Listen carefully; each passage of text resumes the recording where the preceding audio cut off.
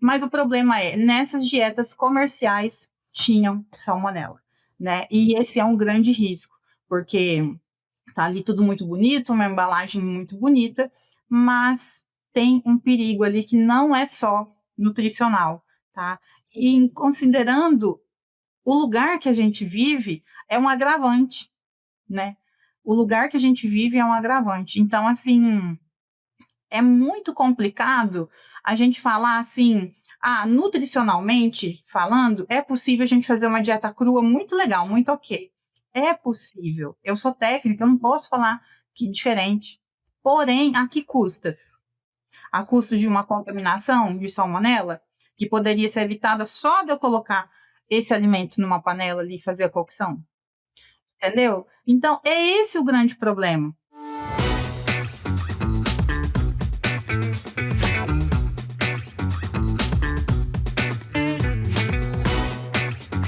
Sejam muito bem-vindos à segunda parte do episódio com a doutora Angélica aqui no Pet Food Podcast. Você que assistiu a primeira parte, viu e achou o assunto interessante, aqui está a continuação e espero que todos gostem. E ainda temos um outro ponto, Angélica, que a gente nem comentou dele ainda, que é uma coisa extremamente importante, que é em relação à segurança microbiológica. Então, quais são os patógenos que a gente vê aí de forma mais relevante associada à carne crua e se existem riscos, quais riscos de zoonose para os tutores? Esse é o grande, vamos dizer assim, que ele é o grande problema das dietas cruas, é essa questão de microbiológica, né? Por quê? Gente, nós moramos no Brasil, tá? Um país extremamente quente. E eu vou trazer um dado aqui que talvez vocês não saibam, mas nos Estados Unidos, que é, teoricamente, é um clima muito mais ameno que o nosso, né? Mais de 300 pessoas morrem por ano nos Estados Unidos contaminadas por listéria, tá? Então, aqui no Brasil, a gente tem muitas outras amigas que nos preocupam, né? Que é a salmonela, a listéria, o clostridium, a E. coli e muitas outras. Agora mesmo, tem uma semana mais ou menos, eu recebi um post de uma aluna minha me mostrando de uma cadela, uma golden, que estava internada em estado grave, com problemas possivelmente causados pelo botulismo, em função de dietas cruas. Agora, recente, tem uns 6, 7 dias que eu recebi isso. E eu falei assim, o que mais precisa acontecer para que as pessoas abram os olhos em relação a isso? Então, se eu tenho na minha casa, se eu ofereço dieta crua para o meu cachorro, e eu tenho na minha casa crianças, pessoas com doenças autoimunes, pessoas de alguma maneira imunossuprimidas, com HIV ou com qualquer outra doença, uma pessoa idosa que precisa de cuidados, isso aí é um grande risco, né? Porque além de um famoso piriri, de uma dor de barriga, né? Essa pessoa ela pode ter graves problemas em relação a esse tipo de contaminação, né? Então, quanto maior for ali as suas necessidades de cuidados, né? Quanto maior for a imunossupressão dessa pessoa, maior serão os sintomas relacionados a uma contaminação como essa, né? Então, inclusive, eu analisei alguns produtos comerciais crus e eu analisei 5 e 3 deles tinham salmonela em níveis não autorizados pelo MAPA. Estou falando de alimentos comerciais, porque aqui no Brasil existe uma legislação e para produtos comerciais a salmonela precisa estar ausente em 25 gramas daquele produto, né? E não foi o que aconteceu, né? Além de que tinham outras coisas, eu analisei não só essa parte microbiológica, mas também a relação de cálcio e fósforo dessas dietas, que elas estavam bem, muito próximos do máximo ali, sabe? Então, o que não é um problema, que não atingiu o máximo, mas eu, particularmente, quando vou formular qualquer produto, não gosto de ficar nos extremos, nem muito perto do mínimo e nem muito perto do máximo, e isso, assim, para mim foi um alerta, né? Mas o problema é, nessas dietas comerciais tinham salmonela, né? E esse é um grande risco, porque tá ali tudo muito bonito, uma embalagem muito bonita, mas tem um perigo ali que não é só nutricional, tá? E considerando o lugar que a gente vive, é um agravante, né? O lugar que a gente vive é um agravante. Então, assim, é muito complicado a gente falar assim, nutricionalmente falando, é possível a gente fazer uma dieta crua muito legal, muito ok. É possível. Eu sou técnica, eu não posso falar que diferente. Porém, a que custas? A custo de uma contaminação de salmonela, que poderia ser evitada só de eu colocar esse alimento numa panela ali e fazer a cocção? Entendeu? Então, é esse o grande problema. Será que eu quero viver na corda bamba, né, alimentando meu cachorro? Para que eu vou fazer isso? Né? Para que eu vou dar ovo cru pro meu cachorro todos os dias, sabendo que eu posso causar uma deficiência ali de vitaminas do complexo B? Por que eu vou fazer isso? Então, é como se fosse, como se a pessoa estivesse ali na roleta russa da nutrição, né? Não, falam que então no ovo tem a avidina, que pode causar problemas. Para que eu vou fazer isso? Então, por que eu não apenas cozinho este ovo? Apenas cozinhe este ovo e coloque lá. Para quê? Para que eu vou oferecer a dieta crua de manhã, de tarde, o ano inteiro para o meu cachorro, sabendo que ele pode ter um problema de contaminação, sabendo que nem todos os nutrientes estão aqui? Deixa eu então só me questionar um pouquinho, né? Deixa eu ver o que está acontecendo nas pesquisas, né? A gente tem que ser um pouco crítico nessa hora, afinal, é o nosso animal. Se a gente tem um animal em casa, porque a gente gosta dele, então vamos tentar fazer alguma coisa que realmente vai melhorar a vida desse animal, né? Em longevidade, nutricional, em bem-estar, em tudo mais.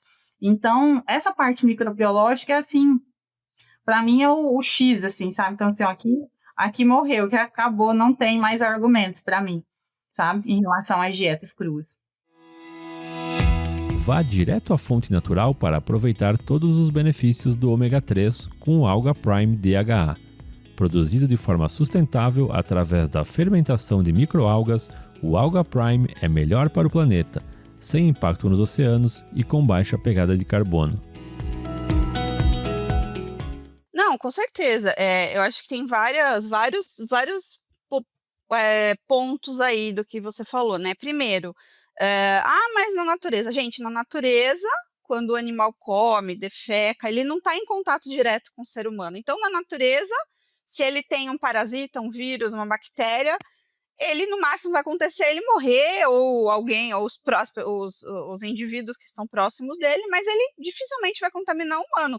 Só que a gente não está falando de um lobo ou de um tigre, a gente está falando de um cachorro, de um gato que está dormindo na cama do tutor, que está lambendo a boca do tutor, que está comendo o que o tutor tá comendo. Então a chance, ainda que o animal, e também é um outro ponto aqui, não significa que todos os animais não vão ter problema com salmonela, porque ainda é possível ter salmonelose, é possível ter intoxicações alimentares, mesmo sendo um carnívoro. Mas ainda que não tenha, o fato dele comer essas bactérias, protozoários e tudo mais, ele vai excretar isso nas fezes, e essas fezes podem contaminar o ambiente. E se, como você falou, Angélica, se tem um idoso, uma pessoa que está fazendo uma quimioterapia, uma criança muito pequena, enfim, alguém com alguma doença que cause imunossupressão, ou que receba uma medicação que causa imunossupressão, essa pessoa está correndo um alto risco. E aí não adianta vir com essa história, mas vocês comem sashimi, mas vocês comem carpaccio, mas comem steak tartar, e aí vem falar da carne crua do animal. Eu queria ouvir qual que é a sua resposta, porque eu tenho um discurso eu já falei tanto, já está decorado, mas eu queria que você falasse quando vem com essa história de que a gente come também carne crua e fica só achando problema na carne crua que é dada para os pets. Comi sashimi ontem, inclusive. Amo, adoro. O carpaccio também adoro. Acontece, gente, que nós comemos eventualmente essas comidas cruas, né? Vou dar aqui o exemplo do sashimi, que foi o que eu comi ontem. Eu vou comer sashimi de novo? Sei lá quando. E outra, é esse justamente um problema. Então, eu comi sashimi ontem, em uma das refeições e pronto, eu não vou mais comer. Agora o animal não, ele come de manhã, de tarde, de noite, todos os dias da vida dele. E é esse o problema, é a frequência que eu estou comendo, tá? E não se engane que quem come sashimi também não tem uma contaminação, mesmo que eventualmente comendo. Isso pode acontecer. Eu já tive várias intoxicações alimentares, porque eu também gosto de sashimi. As meninas que correm comigo, um dia chegaram lá, assim, estavam até sem cor, das coitadas. Porque tinham ido no restaurante, tinha uns 3, 4 dias e ainda estavam sofrendo com a contaminação.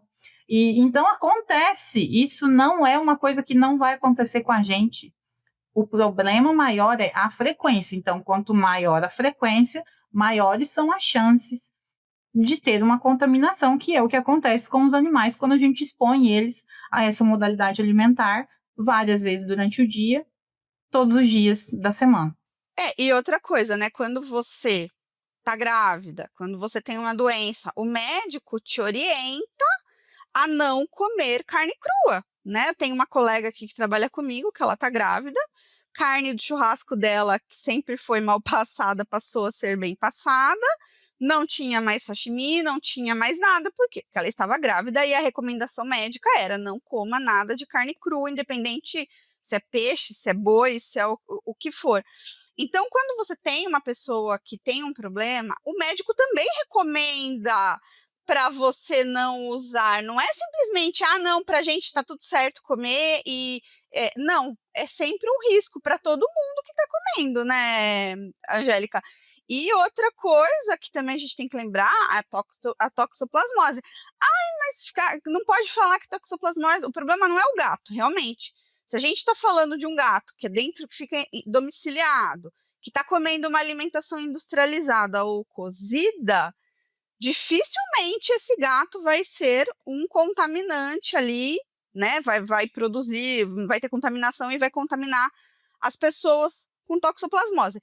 Só que, a partir do momento que a gente começa a dar carne crua todo santo dia, é o que você mesmo falou. A gente está correndo, está virando essa roleta russa, porque a gente pode, mesmo em carnes inspecionadas, a gente pode ter toxoplasma. E aí, se o gato, que é o hospedeiro final do toxoplasma, come essa carne crua, ele pode sim excretar esses oocistos que estão numa forma ativa e ela pode contaminar as pessoas. Então, a toxoplasmose ela era um grande problema antigamente, porque os gatos ficavam soltos e caçavam e comiam de tudo. Aí a gente teve uma redução drástica do problema da toxoplasmose em relação aos gatos e também pelo consumo cada vez maior de carnes de frigorífico, inspecionadas e tudo mais. E agora a gente tem de novo um aumento da casuística de toxoplasmose humana por conta do consumo, por conta do consequência do fornecimento de carne crua para gato. Então, assim, voltamos a problemas que a gente já tinha achado que tinha se livrado, ou pelo menos minimizado muito, por conta desse tipo de costume, né? De postura que simplesmente o cozimento resolveria a questão. Bom, e aí, um outro ponto, Angélica, mesmo que eu faça uma dieta crua super variada, com várias carnes, vísceras, ossos, eu preciso suplementar? Ou essa dieta por si só, pelo fato ali de ter vários ingredientes, ela já é o suficiente, não preciso adicionar nada mais? Queria que você falasse um pouco sobre isso. Obrigatório. Obrigatoriamente, as dietas precisam ser suplementadas.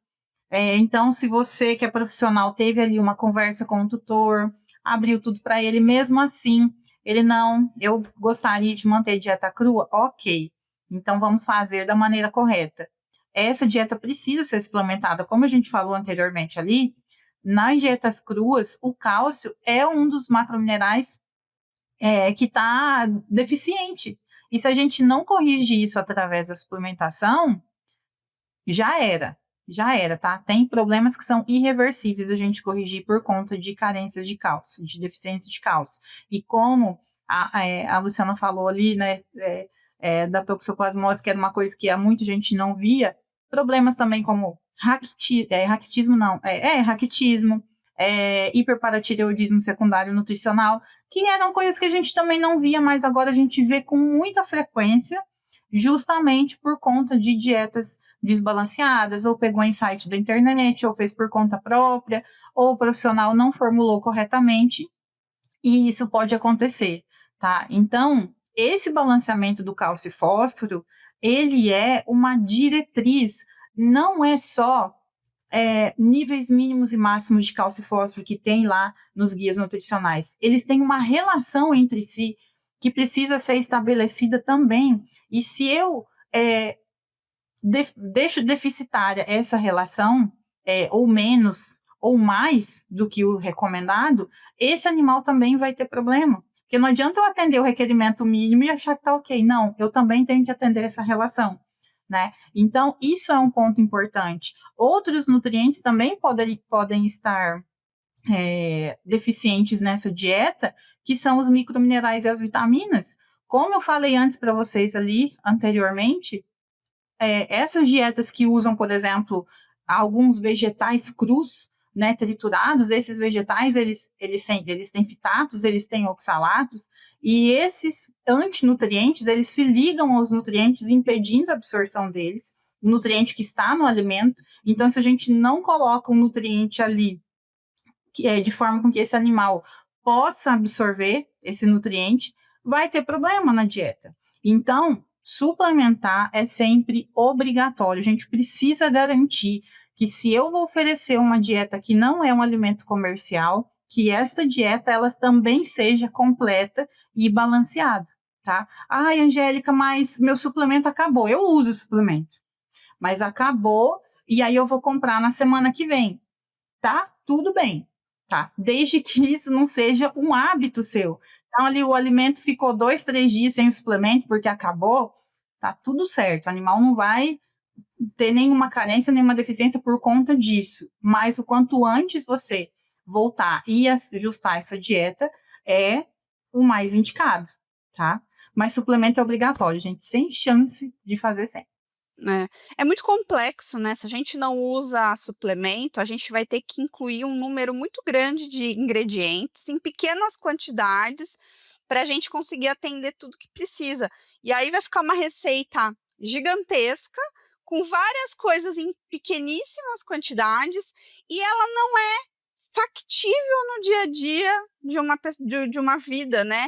Então, por isso que não é que não é possível, é muito difícil, é muito mais complexo, e por isso que acaba sendo muito mais fácil e útil a gente usar o suplemento, sem dúvida nenhuma. E aí, quando vem, né, o tutor com esse desejo, né? Como que você costuma conduzir uma conversa eficaz e baseada em evidências, né, com esses tutores que já alimentam ou que desejam fortemente alimentar seus pets com as dietas cruas, sem gerar um conflito ou uma desconfiança? Então, quais seriam as melhores estratégias de comunicação nessa hora com esse tipo de tutor? Bom, primeira coisa, gente, é ter, né, escuta ativa. Então, ouvir esses tutores, né, eles têm relatos da parte deles, né, aconteceram coisas na vida deles que a gente não sabe, que levou eles a tomar essa atitude, validar essa preocupação deles. Então, eu entendo perfeitamente que isso é um problema, mas a gente pode resolver, né, através da nutrição.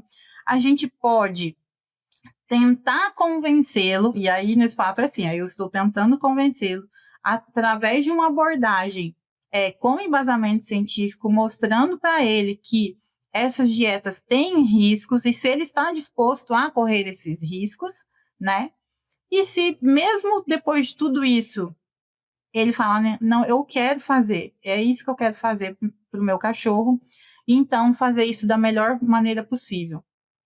Se basear nos guias nutricionais, não descartar a suplementação, promover, né, deixar muito claro para esse tutor que esse animal dele vai precisar de um acompanhamento mais estreito, check-ups mais frequentes, né, para identificar se tem algum problema sendo gerado em função da alimentação, né, e trazer essa comunicação sempre como um alerta, né, para ele, não assustando, apavorando, mas que isso deixe ele ciente de que o animal dele tem mais riscos do que outros, né, que estão consumindo uma outra modalidade alimentar. Então, ele tem que ter essa consciência. E para a gente promover tudo isso, imagine que ele vai ter que gastar mais com idas ao veterinário, vai ter que gastar mais com exames, e quando a gente pensa em custos, né, que hoje tudo, né, está muito difícil, né, para todo mundo, então ele vai ter um gasto a mais com isso.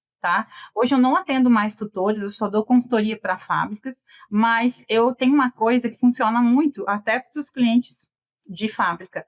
Muitas vezes os clientes querem um custo de alimento final ali de 8 quilos, de R$8 por quilo, mas eles querem usar carne de salmão. Então, é uma coisa que não tem como, não dá certo. E é justamente isso. Se esse cliente, se esse tutor, ele não quer ter gastos elevados em função do que ele está escolhendo, né? Então, ele precisa mudar a trajetória, né? Então, ele tem que ter essa clareza de que ele vai precisar desse acompanhamento mais frequente, ele vai ter que pagar mais caro para ele poder ter alimentos muito melhor selecionados em função de carnes, né? Não dá para comprar carne na feira, tá? Não dá.